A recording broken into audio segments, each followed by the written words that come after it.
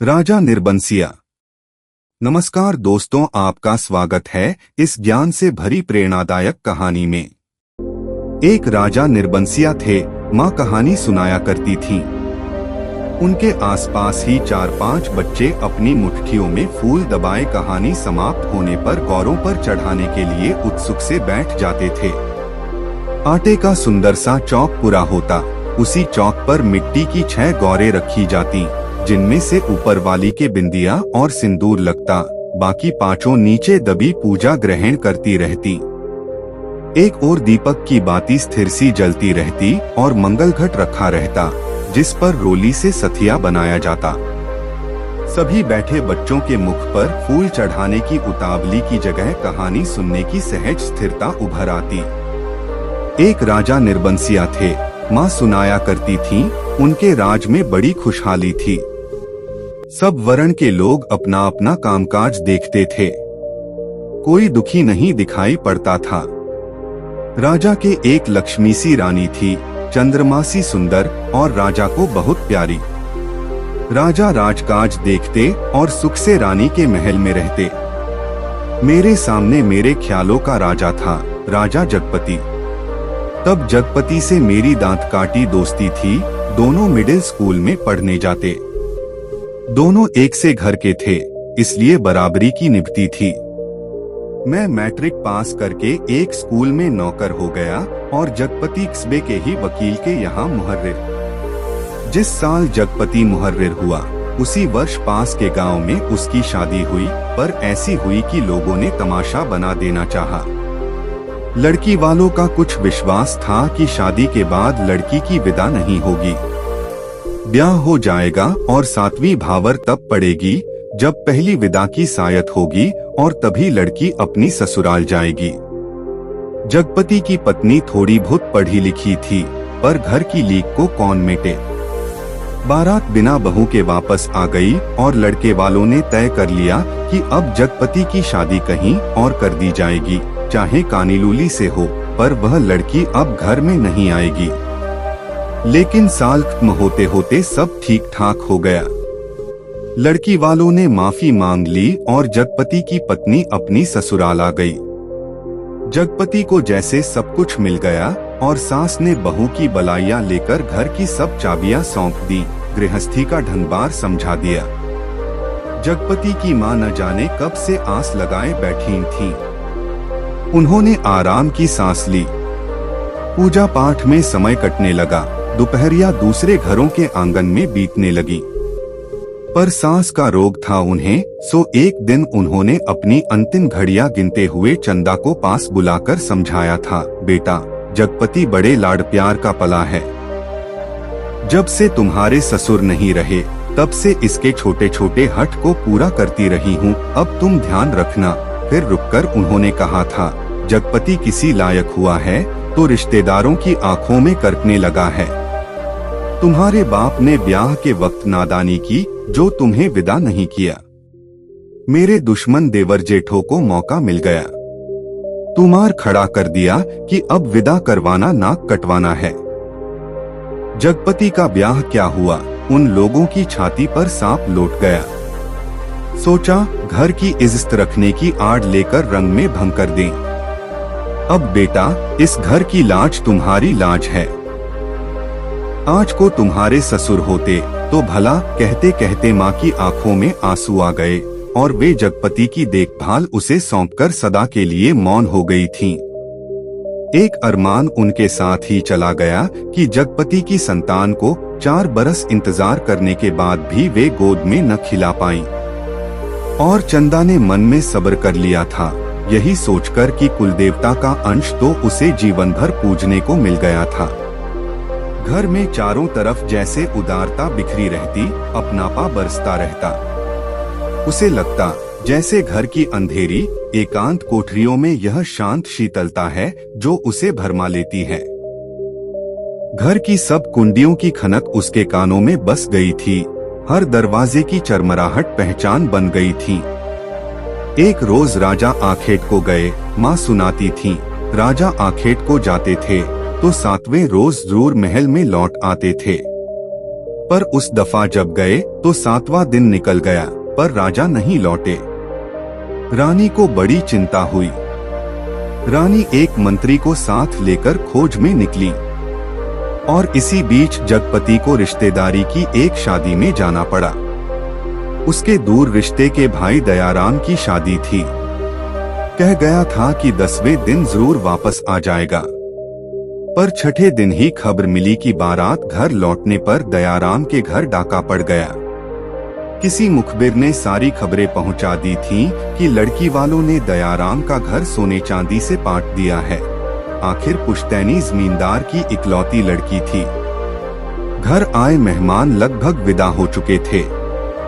दूसरे रोज जगपति भी चलने वाला था, पर उसी रात डाका पड़ा। जवान आदमी भला खून मानता है। डाके वालों ने जब बंदूकें चलाई तो सबकी घिघी बंध गई, पर जगपति और दयाराम ने छाती ठोककर लाठियां उठा ली। घर में कोहराम मच गया। फिर सन्नाटा छा गया। डाके वाले बराबर गोलियां दाग रहे थे। बाहर का दरवाजा टूट चुका था, पर जगपति ने हिम्मत बढ़ाते हुए हाथ लगाई। ये हवाई बंदूकें इन ठेलपिलाई लाठियों का मुकाबला नहीं कर पाएंगी जवानों।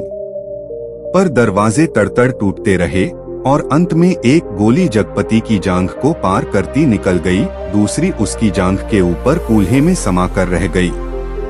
चंदा रोती कल्पती और मनौतियां मानती जब वहां पहुंची तो जगपति अस्पताल में था। दयाराम के थोड़ी चोट आई थी।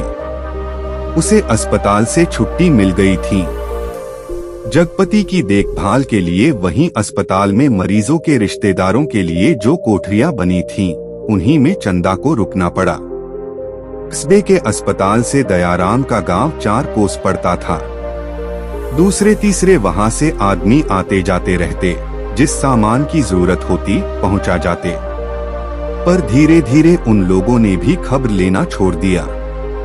एक दिन में ठीक होने वाला घाव तो था नहीं। जांघ की हड्डी चटक गई थी और कूल्हे में ऑपरेशन से 6 इंच गहरा घाव था। कस्बे का अस्पताल था। कंपाउंडर ही मरीजों की देखभाल रखते। बड़ा डॉक्टर तो नाम के लिए था या कस्बे के बड़े आदमियों के लिए। छोटे लोगों के लिए तो कंपाउंडर साहब ही ईश्वर के अवतार थे। मरीजों की देखभाल करने वाले रिश्तेदारों की खाने पीने की मुश्किलों से लेकर मरीज की नब्ज तक संभालते थे। छोटी सी इमारत में अस्पताल आबाद था। रोगियों को सिर्फ 6-7 खाटें थी। मरीजों के कमरे से लगा दवा बनाने का कमरा था। उसी में एक और एक आराम कुर्सी थी और एक नीची सी मेज। उसी कुर्सी पर बड़ा डॉक्टर आकर कभी कभार बैठता था, नहीं तो बचन सिंह कंपाउंडर ही जमे रहते। अस्पताल में या तो फौजदारी के शहीद आते या गिरगिरा के हाथ पैर तोड़ लेने वाले एक आध लोग। छठे छमा से कोई औरत दिख गई तो दिख गई, जैसे उन्हें कभी रोग घेरता ही नहीं था। कभी कोई बीमार पड़ती तो घर वाले हाल बता के 8-10 रोज की दवा एक साथ ले जाते और फिर उसके जीने मरने की खबर तक न मिलती। उस दिन बचन सिंह जगपति के घाव की पट्टी बदलने आया। उसके आने में और पट्टी खोलने में कुछ ऐसी लापरवाही थी जैसे गलत बंधी पगड़ी को ठीक से बांधने के लिए खोल रहा हो। चंदा उसकी कुर्सी के पास ही सांस रोके खड़ी थी। वह और रोगियों से बात करता जा रहा था। इधर मिनट भर को देखता, फिर जैसे अभ्यस्त से उसके हाथ अपना काम करने लगते। पट्टी एक जगह खून से चिपक गई थी।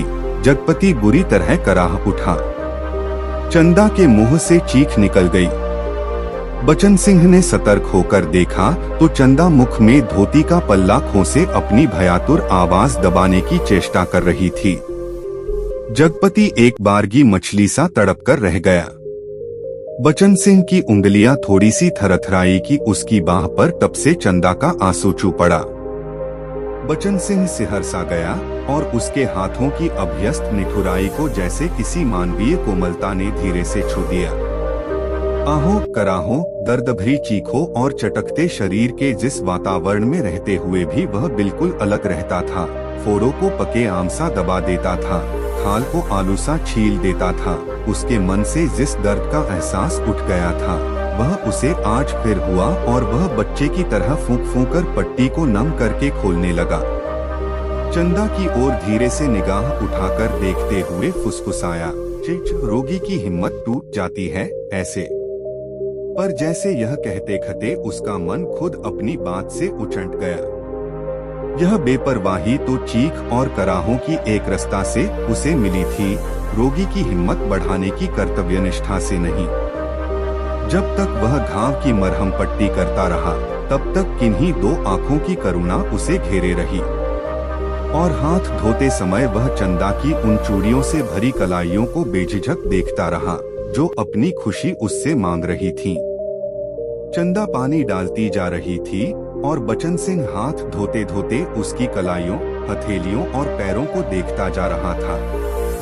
दवाखाने की ओर जाते हुए उसने चंदा को हाथ के इशारे से बुलाकर कहा, दिल छोटा मत करना, जान का घाव तो 10 रोज में भर जाएगा, उल्हे का घाव कुछ दिन जरूर लेगा, अच्छी से अच्छी दवाई दूंगा।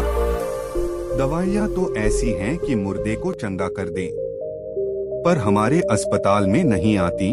फिर भी तो किसी दूसरे अस्पताल से नहीं आ सकती वो दवाइयाँ? चंदा ने पूछा। आ तो सकती हैं, पर मरीज को अपना पैसा देना पड़ता है, उनमें बचन सिंह ने कहा। चंदा चुप रह गई तो बचन सिंह के मुंह से अनायास ही निकल पड़ा, किसी चीज की जरूरत हो तो मुझे बताना, रही दवाइयाँ सो कहीं न कहीं से इंतजाम करके ला दूंगा, महकमे से मंगाएंगे तो आते वाते महीनों लग जाएंगे, शहर के डॉक्टर से मंगवा दूंगा, ताकत की दवाइयों की बड़ी जरूरत है उन्हें। अच्छा देखा जाएगा, कहते कहते वह रुक गया। चंदा से कृतज्ञता भरी नजरों से उसे देखा और उसे लगा जैसे आंधी में उड़ते पत्ते को कोई अटकाव मिल गया हो। आकर वह जगपति की खाट से लगकर बैठ गई। उसकी हथेली लेकर वह सहलाती रही, नाखूनों को अपने पैरों से दबाती रही। धीरे धीरे बाहर अंधेरा बढ़ चला। बचन सिंह तेल की एक लालटेन लाकर मरीजों के कमरे के एक कोने में रख गया। चंदा ने जगपति की कलाई दबाते दबाते धीरे से कहा, कंपाउंडर साहब कह रहे थे, और इतना कहकर वह जगपति का ध्यान आकृष्ट करने के लिए चुप हो गई।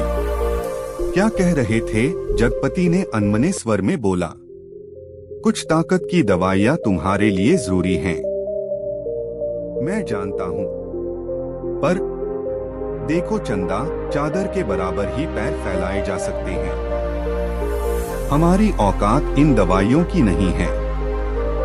औकात आदमी की देखी जाती है कि पैसे की। तुम तो देखा जाएगा।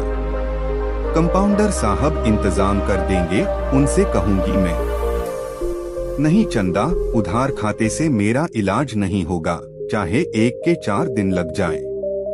तुम नहीं जानती, क्रिस्कोड का रोग होता है, एक बार लगने से तन तो गलता ही है, मन भी रोगी हो जाता है। लेकिन कहते कहते वह रुक गई। जगपति अपनी बात की टेक रखने के लिए दूसरी ओर मुंह घुमाकर लेटा रहा और तीसरे रोज जगपति के सिरहाने कई ताकत की दवाइयाँ रखी थीं और चंदा की ठहरने वाली कोठरी में उसके लेटने के लिए एक खाट भी पहुंच गई थी। चंदा जब आई तो जगपति के चेहरे पर मानसिक पीड़ा की असंख्य रेखाएं उभरी थीं, जैसे वह अपनी बीमारी से लड़ने के अलावा स्वयं अपनी आत्मा से भी लड़ रहा हो, चंदा की नादानी और स्नेह से भी उलझ रहा हो और सबसे ऊपर सहायता करने वाले की दया से जूझ रहा हो। चंदा ने देखा तो यह सब सह न पाई। उसके जी में आया कि कह दे, क्या आज तक तुमने कभी किसी से उधार पैसे नहीं लिए? पर वह तो खुद तुमने लिए थे और तुम्हें मेरे सामने स्वीकार नहीं करना पड़ा था, इसीलिए लेते झिझक नहीं लगी, पर आज मेरे सामने उसे स्वीकार करते तुम्हारा झूठा दिल मिलाकर जाग पड़ा है। पर जगपति के मुख पर बिखरी हुई पीड़ा में जिस आदर्श की गहराई थी, वह चंदा के मन में चोट की तरह घुस गई और बड़ी स्वाभाविकता से उसने माथे पर हाथ फेरते हुए कहा, ये दवाइयाँ किसी की मेहरबानी नहीं है। मैंने हाथ का कड़ा बेचने को दे दिया था, उसी में आई है। मुझसे पूछा तक नहीं। और जगपति ने कहा, और जैसे खुद मन की कमजोरी को दबा गया, कड़ा बेचने से तो अच्छा था कि बचन सिंह की दया ही गोद ली जाती। और उसे हल्का सा पछतावा भी था कि नाहक वह रौ में बड़ी बड़ी बातें कह जाता है, ज्ञानियों की तरह सीख दे देता है। और जब चंदा अंधेरा होते उठकर अपनी कोठरी में सोने के लिए जाने को हुई, तो कहते कहते यह बात दबा गई कि बचन सिंह ने उसके लिए एक खाट का इंतजाम भी कर दिया है। कमरे से निकली तो सीधी कोठरी में गई और हाथ का कड़ा लेकर सीधे दवाखाने की ओर चली गई, जहां बचन सिंह अकेला डॉक्टर की कुर्सी पर आराम से टांगे फैलाए लैंप की पीली रोशनी में लेटा था। जगपति का व्यवहार चंदा को लग गया था, और यह भी कि वह क्यों बचन सिंह का एहसान अभी से लाद ले। पति के लिए जेवर की कितनी औकात है। वह बेधड़क सी दवाखाने में घुस गई। दिन की पहचान के कारण उसे कमरे की मेज कुर्सी और दवाओं की अलमारी की स्थिति का अनुमान था। वैसे कमरा अंधेरा ही पड़ा था, क्योंकि लैंप की रोशनी केवल अपने वृत्त में अधिक प्रकाशवान होकर कोनों के अंधेरे को और भी घनीभूत कर रही थी।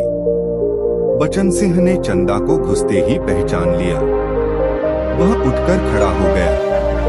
चंदा ने भीतर कदम तो रख दिया, पर सहसा सहम गई, जैसे वह किसी अंधेरे कुएं में अपने आप कूद पड़ी हो। ऐसा हुआ जो निरंतर पतला होता गया है और जिसमें पानी की गहराई पाताल की परतों तक चली गई हो, जिसमें पड़कर वह नीचे धंसती चली जा रही हो। नीचे अंधेरा, एकांत, घुटन, पाप। बचन सिंह अवाक ताकता रह गया और चंदा ऐसे वापस लौट पड़ी जैसे किसी काले पिशाच के पंजों से मुक्ति मिली हो। बचन सिंह के सामने क्षण भर में सारी परिस्थिति कौंध गई और उसने वहीं से बहुत संयत आवाज में जुबान को दबाते हुए जैसे वायु में स्पष्ट ध्वनित कर दिया, चंदा। वह आवाज इतनी बेआवाज थी और निरर्थक होते हुए भी इतनी सार्थक थी कि उस खामोशी में अर्थ भर गया। चंदा रुक गई। बचन सिंह उसके पास जाकर रुक गया। सामने का घना पेड़ स्तब्ध खड़ा था। उसकी काली परछाई की परिधि जैसे एक बार फैलकर उन्हें अपने वृत्त में समेट लेती और दूसरे ही क्षण मुक्त कर देती। दवाखाने का लैंप सहसा भभक कर रुक गया और मरीजों के कमरे से एक तरह की आवाज दूर मैदान के छोर तक जाकर टूट गई। चंदा ने वैसे ही नीचे ताकते हुए अपने को संयत करते हुए कहा, यह कड़ा तुम्हें देने आई थी, तो वापस क्यों चली जा रही थी? चंदा चुप। और 2 क्षण रुककर उसने अपने हाथ का सोने का कड़ा धीरे से उसकी ओर बढ़ा दिया, जैसे देने का साहस न होते हुए भी यह काम आवश्यक था। बचन सिंह ने उसकी सारी काया को एक बार देखते हुए अपनी आंखें उसके सिर पर जमा दी। उसके ऊपर बड़े कपड़े के पार नरम चिकनाई से भरे लंबे लंबे बाल थे, जिनकी भाप सी महक फैलती जा रही थी। वह धीरे धीरे से बोला, लाओ। चंदा ने कड़ा उसकी ओर बढ़ा दिया। कड़ा हाथ में लेकर वह बोला, सुनो। चंदा ने प्रश्नभरी नजरें उसकी ओर उठा दी। उनमें झांकते हुए अपने हाथ से उसकी कलाई पकड़ते हुए उसने वह कड़ा उसकी कलाई में पहना दिया।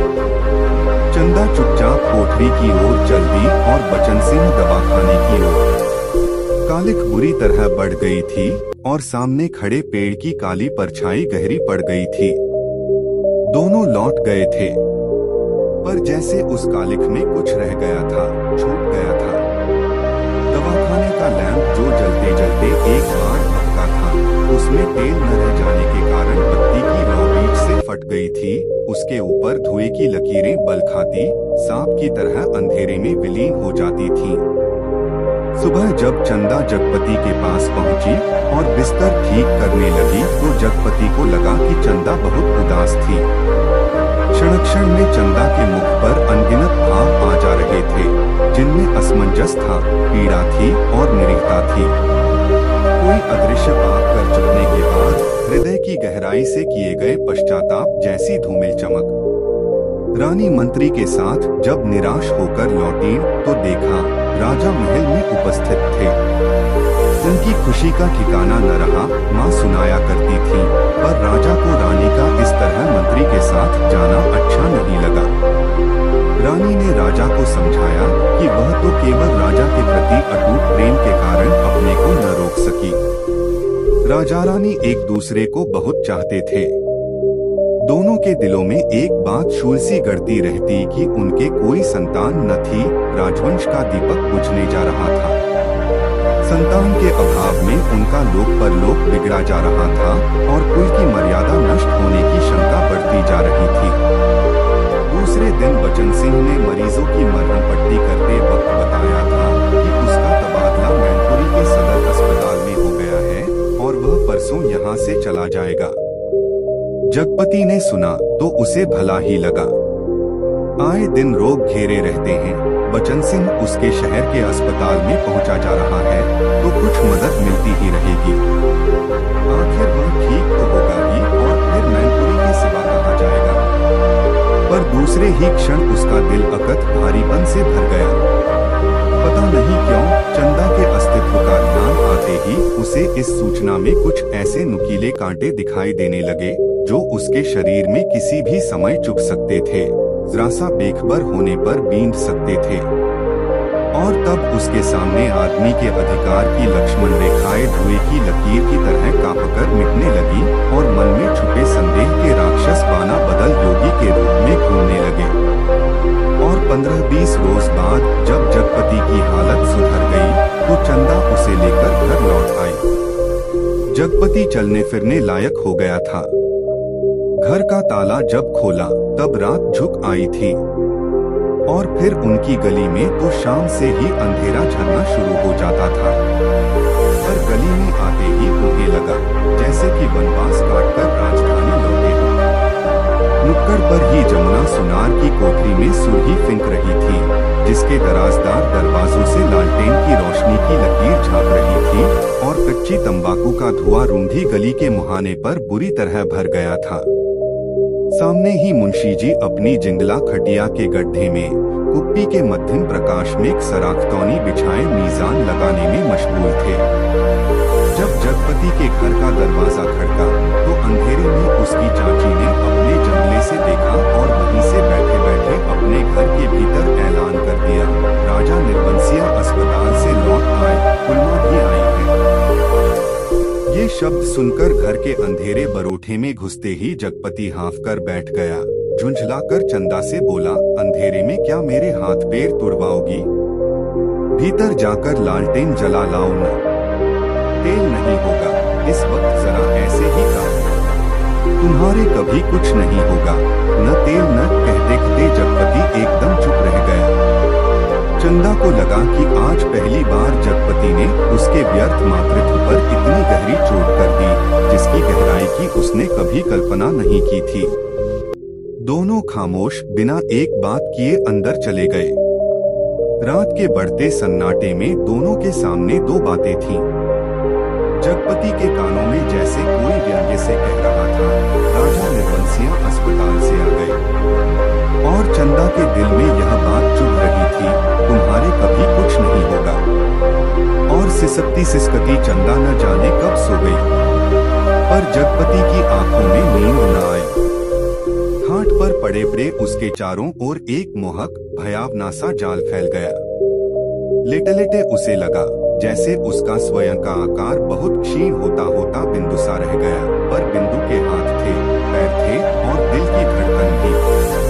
कोठरी का घुटा घुटा सा अंधियारा, मटमैली दीवारें और गहन गुफाओं सी अलमारियां जिनमें से बार बार झांक कर देखता था और वह सिहर उठता था, फिर जैसे सब कुछ तब्दील हो गया हो। उसे लगा कि उसका आकार बढ़ता जा रहा है, बढ़ता जा रहा है।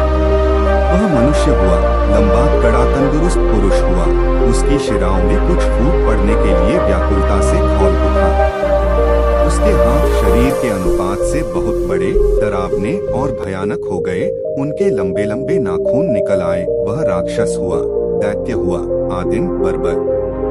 और बड़ी तेजी से सारा कमरा एक बार की चक्कर काट गया। फिर सब धीरे धीरे स्थिर होने लगा और उसकी सांसें ठीक होती जान पड़ी। फिर जैसे बहुत कोशिश करने पर हिक्की बंध जाने के बाद उसकी आवाज फूटी, चंदा। चंदा की नर्म सांसों की हल्की सरसराहट कमरे में जान डालने लगी। जगपति अपनी पाटी का सहारा लेकर झुका। कांपते पैर उसने जमीन पर रखे और चंदा की खाट के पाए से सिर टिकाकर बैठ गया। उसे लगा जैसे चंदा की इन सांसों की आवाज में जीवन का संगीत गूंज रहा है। वह उठा और चंदा के मुख पर झुक गया। उस अंधेरे में आंखें गड़ाए गड़ाए जैसे बहुत देर बाद स्वयं चंदा के मुख पर आभा फूटकर अपने आप बिखरने लगी। उसके नक्श उज्ज्वल हो उठे और जगपति की आंखों को ज्योति मिल गई। वह मुग्ध सा ताकता रहा।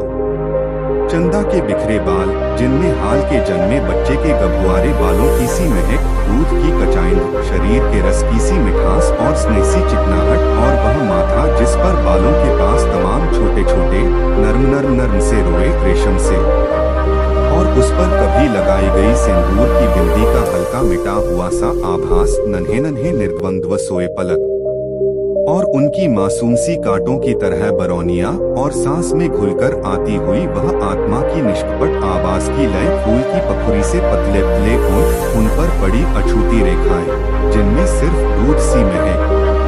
उसकी आंखों के सामने ममता सी छा गई, केवल ममता, और उसके मुख से अस्फुट शब्द निकल गया, बच्ची। डरते डरते उसके बालों की एक लट को बड़े जतन से उसने हथेली पर रखा और उंगली से उस पर जैसे लकीरें खींचने लगा। उसे लगा जैसे कोई शिशु उसके अंक में आने के लिए छटपटाकर निराश होकर सो गया हो।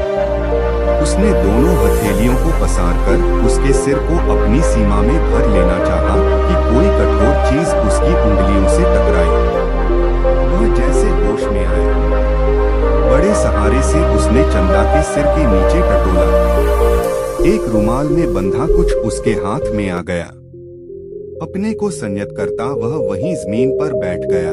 उसी अंधेरे में उस रुमाल को खोला तो जैसे सांप सूंघ गया। चंदा के हाथों के दोनों सोने के कड़े उसमें लिपटे थे, और तब उसके सामने सब सृष्टि धीरे धीरे टुकड़े टुकड़े होकर बिखरने लगी।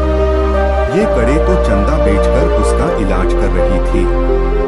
वे सब दवाइयाँ और ताकत के टॉनिक। उसने तो कहा था ये दवाइयाँ किसी की मेहरबानी नहीं है, मैंने हाथ के कड़े बेचने को दे दिए थे, पर उसका गला बुरी तरह सूख गया। जुबान जैसे तालू से चिपक कर रह गई। उसने चाहा कि चंदा को झकझोर कर उठाए, पर शरीर की शक्ति बहसी गई थी, रक्त पानी हो गया था।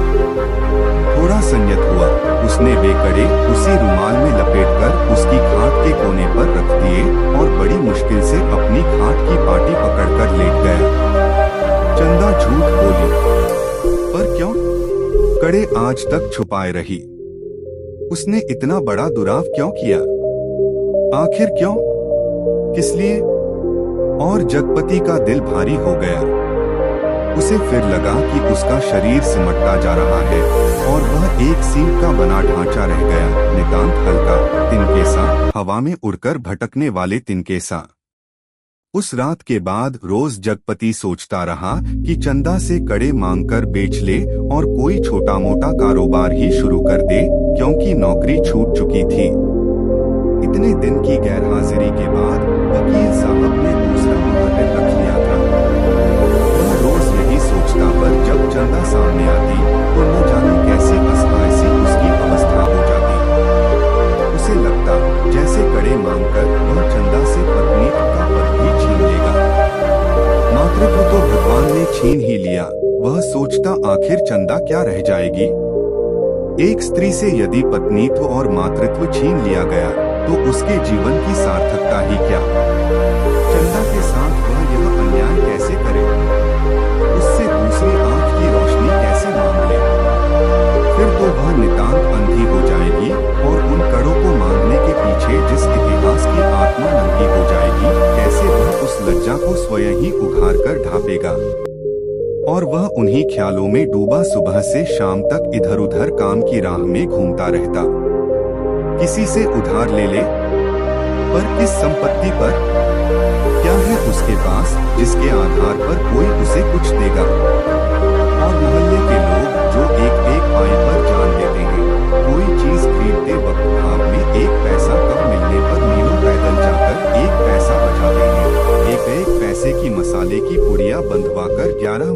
पैसों का हिसाब जोड़कर एक आध पैसा उधार कर मिन्नतें करते सौदा घर लाते हैं। गली में कोई खोचे वाला फंस गया तो 2 पैसे की चीज को लड़झगड़ कर 4 दाने ज्यादा पाने की नीयत से वो जगह बंधवाते हैं। भाव के जरा से फ्रिज पर घंटों बहस करते हैं। शाम को सड़ी हुई तरकारियों को किफायत के कारण लाते हैं। ऐसे लोगों से किस मुंह से मांगकर वह उनकी गरीबी के एहसास पर ठोकर लगाए।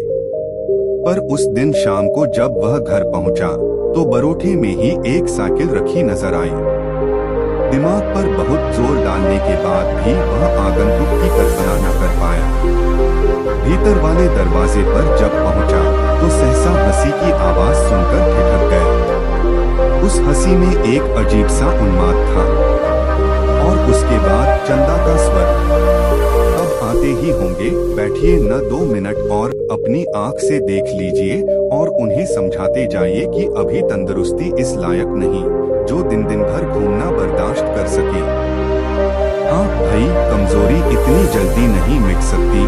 ख्याल नहीं करेंगे तो नुकसान उठाएंगे। कोई पुरुष स्वर था यह। जगपति असमंजस में पड़ गया। वह एकदम भीतर घुस जाए, इसमें क्या हर्ज है?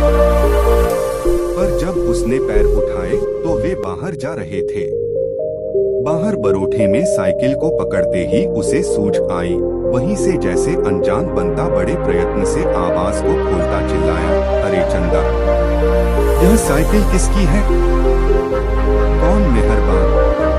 चंदा उसकी आवाज सुनकर कमरे से बाहर निकलकर जैसे खुशखबरी सुना रही थी, अपने कंपाउंडर साहब आए हैं। खोजते खोजते आज घर का पता पाए हैं, तुम्हारे इंतजार में बैठे हैं। कौन? बचन सिंह। अच्छा अच्छा, वही तो मैं कहूँ, भला कौन? कहता जगपति पास पहुँचा और बातों में इस तरह उलझ गया जैसे सारी परिस्थिति उसने स्वीकार कर ली हो। बचन सिंह जब फिर आने की बात कहकर चला गया तो चंदा ने बहुत अपनेपन से जगपति के सामने बात शुरू की, जाने कैसे कैसे आदमी होते हैं। क्यों, क्या हुआ? कैसे होते हैं आदमी? जगपति ने पूछा। इतनी छोटी जान पहचान में तुम मर्दों के घर में न रहते घुसकर बैठ सकते हो। तुम तो उल्टे पैरों लौट आओगे। चंदा कहकर जगपति के मुख पर कुछ इच्छित प्रतिक्रिया देख सकने के लिए गहरी निगाहों से ताकने लगी। जगपति ने चंदा की ओर ऐसे देखा जैसे यह बात भी कहने की या पूछने की है। फिर बोला, बचन सिंह अपनी तरह का आदमी है, अपनी तरह का अकेला होगा। पर कहते कहते चंदा रुक गई। आड़े वक्त काम आने वाला आदमी है, लेकिन उससे फायदा उठा सकना जितना आसान है उतना, मेरा मतलब है कि जिससे कुछ लिया जाएगा उसे दिया भी जाएगा। जगपति ने आंखें दीवार पर गड़ाते हुए कहा और चंदा उठकर चली गई। उस दिन के बाद बचन सिंह लगभग रोज ही आने जाने लगा। जगपति उसके साथ इधर उधर घूमता भी रहता। बचन सिंह के साथ वह जब तक रहता, अजीब सी घुटन उसके दिल को बांध लेती और तभी जीवन की तमाम विषमताएं भी उसकी निगाहों के सामने उभरने लगती। आखिर वह स्वयं एक आदमी है, बेकार। यह माना कि उसके सामने पेट पालने की कोई इतनी विकराल समस्या नहीं। वह भूखों नहीं मर रहा है, जाड़े में कांप नहीं रहा है, पर उसके 2 हाथ पैर हैं, शरीर का पिंजरा है जो कुछ मांगता है, कुछ। और वह सोचता, यह कुछ क्या है? सुख? शायद हाँ, शायद नहीं। वह तो दुख में भी जी सकने का आदी है, अभावों में जीवित रह सकने वाला आश्चर्यजनक कीड़ा है। तो फिर वासना? शायद हाँ, शायद नहीं। चंदा का शरीर लेकर उसने उस क्षणिकता को भी देखा है। तो फिर धन? शायद हाँ, शायद नहीं। उसने धन के लिए अपने को खपाया है, पर वह भी तो उस अदृश्य प्यास को बुझा नहीं पाया। तो फिर क्या? वह कुछ क्या है जो उसकी आत्मा में नासूर सा रिश्ता रहता है, अपना उपचार मांगता है? शायद काम। हाँ, यही, बिल्कुल यही, जो उसके जीवन की घड़ियों को निपट सूना न छोड़े। जिसमें वह अपनी शक्ति लगा सके, अपना मन डुबो सके, अपने को सार्थक अनुभव कर सके, चाहे उसमें सुख हो या दुख, आरक्षा हो या सुरक्षा, शोषण हो या पोषण, उसे सिर्फ काम चाहिए, करने के लिए कुछ चाहिए। यही तो उसकी प्रकृत आवश्यकता है, पहली और आखिरी मांग है, क्योंकि वह उस घर में नहीं पैदा हुआ जहाँ सिर्फ जुबान हिलाकर शासन करने वाले होते हैं। वह उस घर में भी नहीं पैदा हुआ जहाँ सिर्फ मांगकर जीने वाले होते हैं।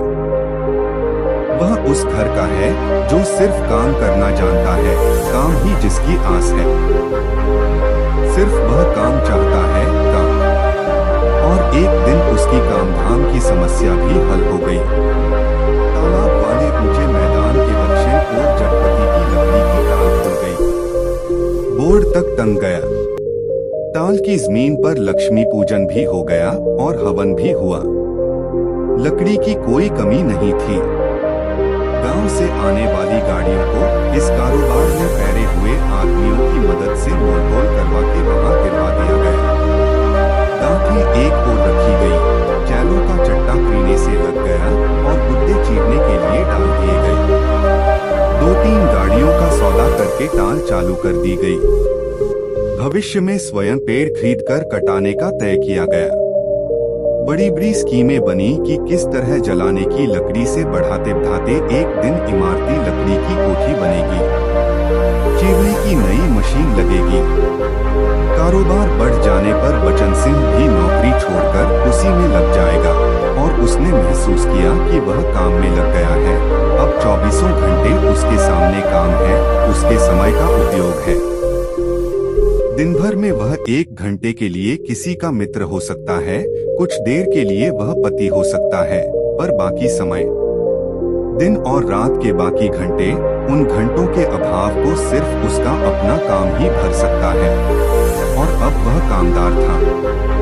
वह कामदार तो था, लेकिन जब ताल की उस ऊंची जमीन पर बड़े छप्पर के नीचे तख्त पर वह गल्ला रखकर बैठता, सामने लगे लकड़ियों के ढेर, कटे हुए पेड़ के तने, जड़ों को लुढ़का हुआ देखता, तो एक निरीहता बरबस उसके दिल को बांधने लगती। उसे लगता एक व्यर्थ पिशाच का शरीर टुकड़े टुकड़े करके उसके सामने डाल दिया गया है। फिर इन पर कुल्हाड़ी चलेगी और इनके रेशे अलग हो जाएंगे और तब इनकी गठरियों को सुखाकर किसी पैसे वाले के हाथ तक पर तौलकर बेच दिया जाएगा। और तब उसकी निगाहें सामने खड़े ताड़ पर अटक जाती, जिसके बड़े बड़े पत्तों पर सुर्ख गर्दन वाले गिद्ध पर फड़फड़ाकर देर तक खामोश बैठे रहते। ताड़ का काला गडरेदार तना और उसके सामने ठहरी हुई वायु में निस्सहाय कापति, भारहीन नींद की पत्तियां चकराती झड़ती रहती।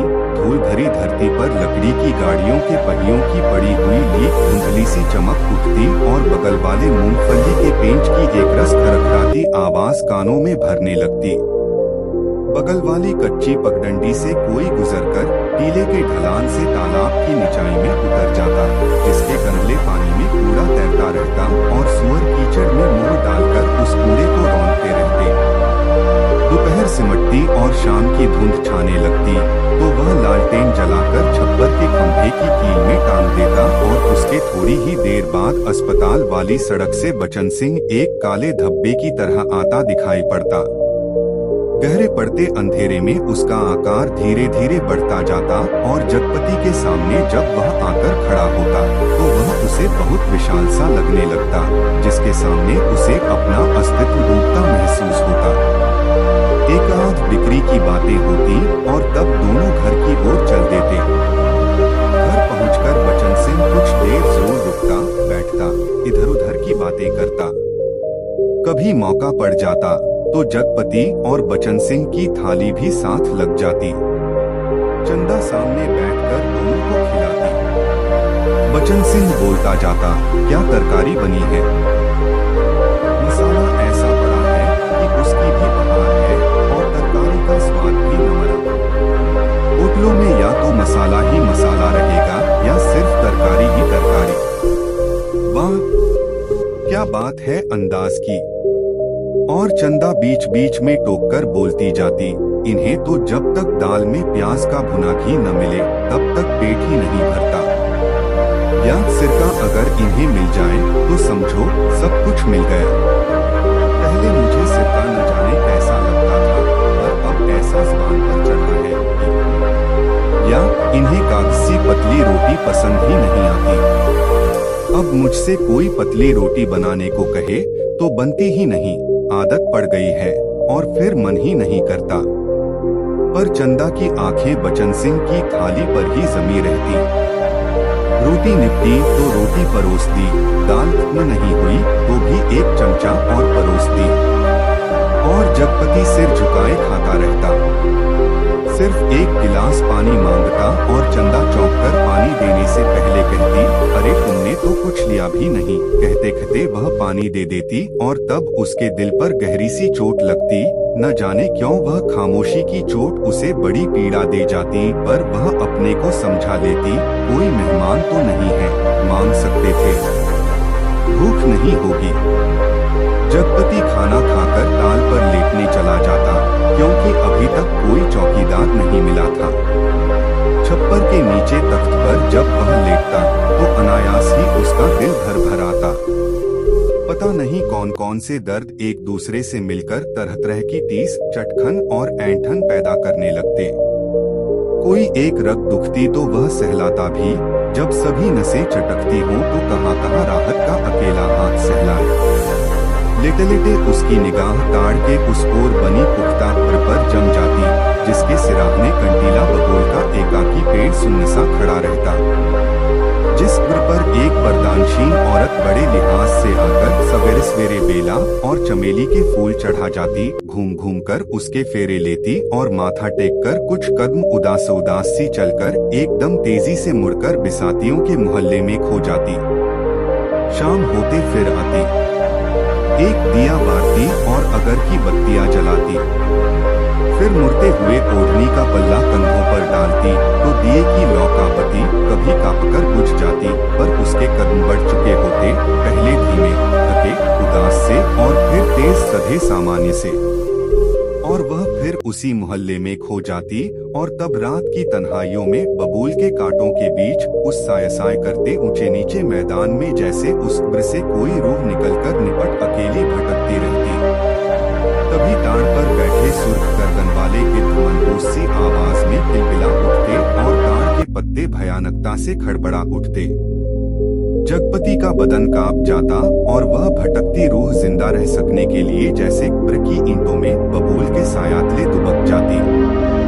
जगपति अपनी टांगों को पेट से भींचकर कंबल से मुंह छुपा औंधा लेट जाता। तड़के ही ठेके पर लगे लकड़हारे लकड़ी चीरने आ जाते। तब जगपति कंबल लपेट घर की ओर चला जाता। राजा रोज सवेरे टहलने जाते थे, माँ सुनाया करती थीं।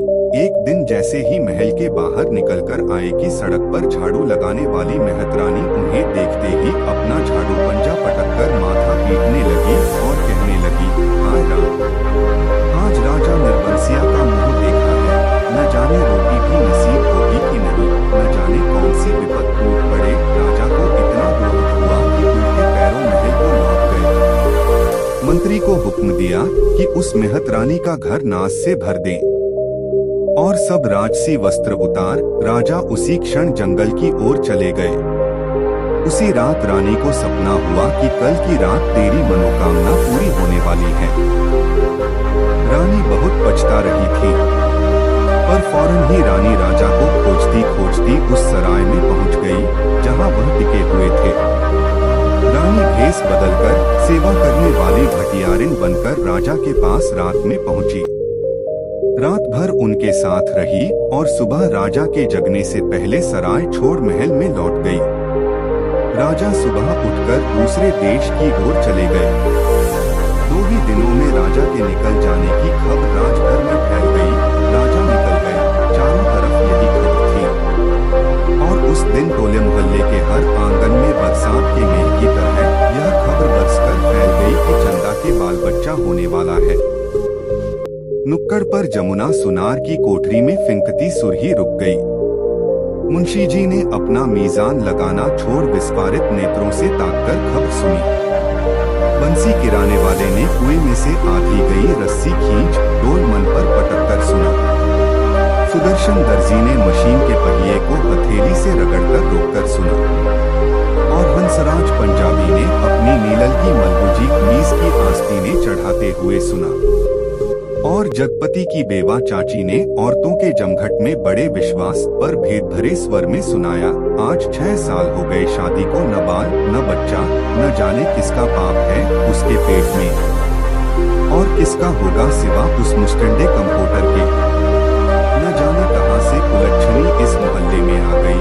इस गली की तो पुश्तों से ऐसी मर जाग रही है कि गैर मर्द औरत की परछाई तब नहीं देख पाए। यहाँ के मर्द तो बस अपने घर की औरतों को जानते हैं, उन्हें तो पड़ोसी के घर की जनानियों की गिनती तक नहीं मालूम। यह कहते कहते उनका चेहरा तमतमा आया और सब औरतें देवलोक की देवियां की तरह गंभीर बनी, अपनी पवित्रता की महानता के बोझ से दबी धीरे धीरे खिसक गई। सुबह यह खबर फैलने से पहले जगपति डाल पर चला गया था, पर सुनी उसने भी आज ही थी। दिन भर वह तख्त पर कोने की ओर मुंह किए पड़ा रहा, न ठेके की लकड़ियां चिरवाई, न बिक्री की ओर ध्यान दिया, न दोपहर का खाना खाने ही घर गया। जब रात अच्छी तरह फैल गई, वह हिंसक पशु की भांति उठा। उसने अपनी अंगुलियां चटकाई, मुट्ठी बांधकर बाह का जोर देखा तो नसें तनी और बाह में कठोर कंपन सा हुआ। उसने 3-4 पूरी सांसें खींची और मजबूत कदमों से घर की ओर चल पड़ा। मैदान कंकड़ की सड़क आई, सड़क खत्म हुई, गली आई, पर गली के अंधेरे में घुसते वह सहम गया, जैसे किसी ने अदृश्य हाथों से उसे पकड़कर सारा रक्त निचोड़ लिया। उसकी फटी हुई शक्ति की नस पर हिमशीतल होंठ रखकर सारा रस चूस लिया और गली के अंधेरे की हिकारत भी कालिक और भी भारी हो गई, जिसमें घुसने से उसकी सांस रुक जाएगी।